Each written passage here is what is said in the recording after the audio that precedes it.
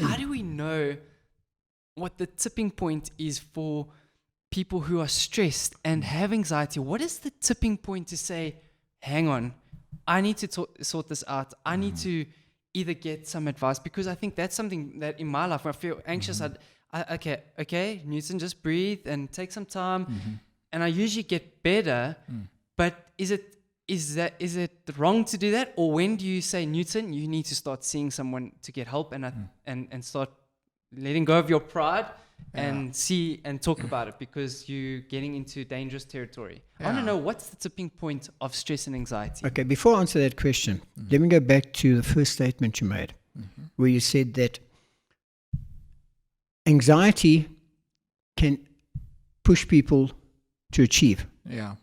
Stress does that, not anxiety. Stress, So I think okay. people So when can. people are stressed Yeah, out, I think they people. feel Yeah, like remember I said there was a good they need to push. stress. Yeah. Remember there was a good stress and bad Okay. stress. Bad stress. Okay, cool. So I think So people is it a at good times. stress? Yes. Now I think sometimes people mix the two up, and they say, "I'm anxious, but I use anxiety to achieve."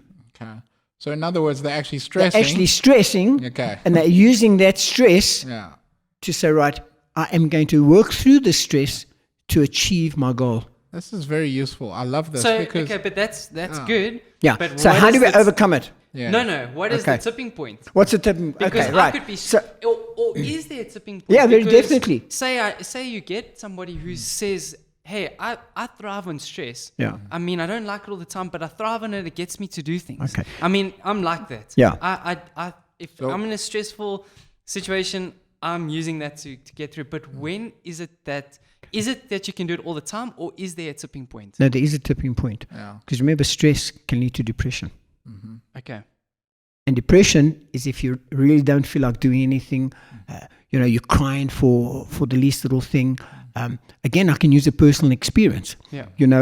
We had a situation which occurred in our family, and a few months after that, my wife got to a point where she had a photograph in her door of a cupboard, which she'd blown up into A4.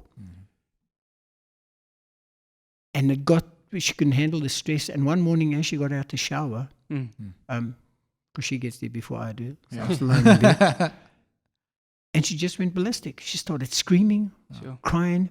There's She a trigger. ripped this photograph off, started tearing it up.